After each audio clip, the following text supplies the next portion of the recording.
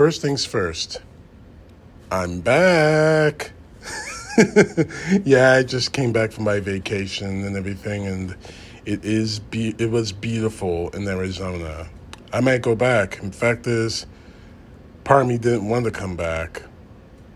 It was so beautiful there. The people, the food, the sky, the mountains at sunset, spending time with my family, going to the Fiesta Bowl. But unfortunately, I have to come back and get back into the fight. Because as of this moment, at the time I'm making this video, we are exactly 304 days from the 2024 election. An election that could possibly be the last free election in this country if Donald Trump is elected. Donald Trump has made himself very clear as to his intentions if he ever regains power. It's not to make America great again. It's not to help America become the greatest country in the world again. It's not to help American citizens. It's not to help America. It's not to help the peace-loving people around the world, helping our allies. It's about one thing and one thing only with Donald Trump, and he has said this openly to the point where it would be so funny if it wasn't so damn dangerous. He's running for revenge on everything and everyone around him that has, in his mind, has sinned against him. Who has said, "You were against me, now you're going to pay the price. If I ever get back into power, you're a dead man or you're a dead woman." And we're not just talking about government officials, people who worked in the government, the DOJ, other agencies or anything like that. We're talking about American citizens, the average Joes and Jills of this country. People like you and people like me who don't have any kind of power in politics. We have no power at all. The only power we have is our vote. And that's exactly the reason why he wants this country to burn. We voted against him, we rejected him, and that is a great sin according to Donald Trump. But I want to remind people as to what this man is and what he has done. The red lines, as one person said on Twitter. The red lines, I think, are the moments that should have ended Donald Trump's political career, That should have said, "Donald Trump, we reject you for the things you said and done." These are the moments that should have ended Donald Trump. These are the red lines.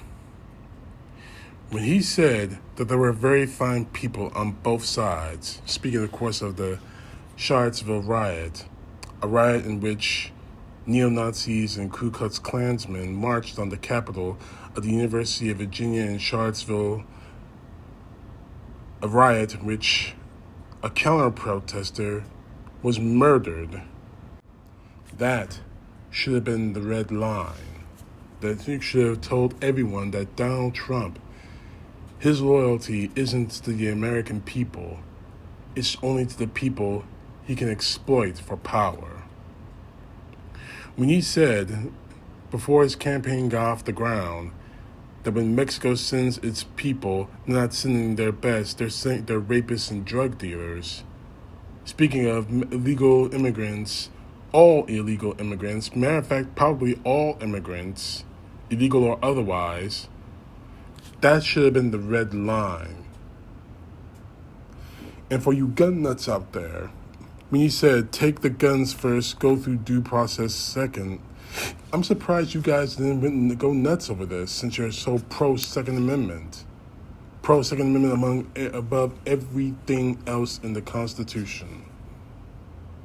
When he praised dictators like Vladimir Putin, like Duterte of the Philippines, like President Xi of China, calling him a smart, brilliant man.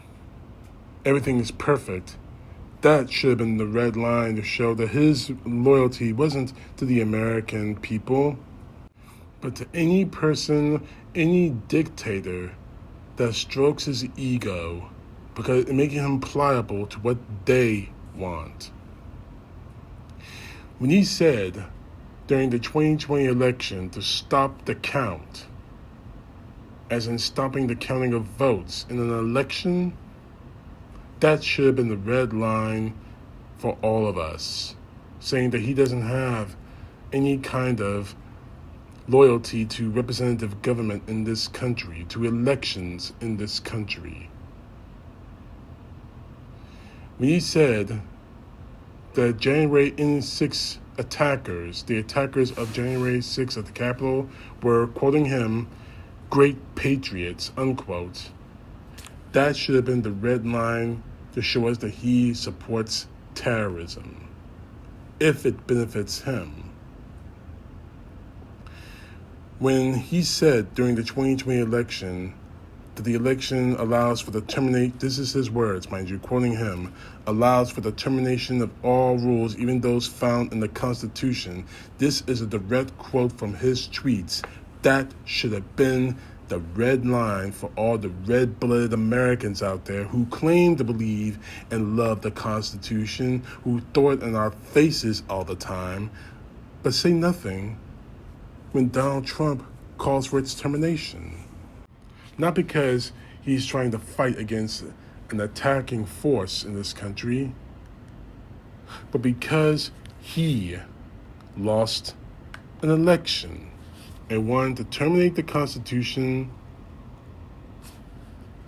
to stay in power. And most importantly, this is the biggest red line that Donald Trump has crossed. When he said, and I quote, "I won't be a dictator only on day one," that should have been the red line to end his presidency and end his support. But it hasn't. Even after he has doubled down and tripled down and quadrupled down on that statement. But unfortunately, it hasn't. More and more people are still supporting him, even after everything he has said and everything he said he's planning to do in retaining power. If you still support Donald Trump after everything I've just said to you at this point, you lost your claim to decency, to patriotism. As far as I'm concerned, you lost your claim to be Americans.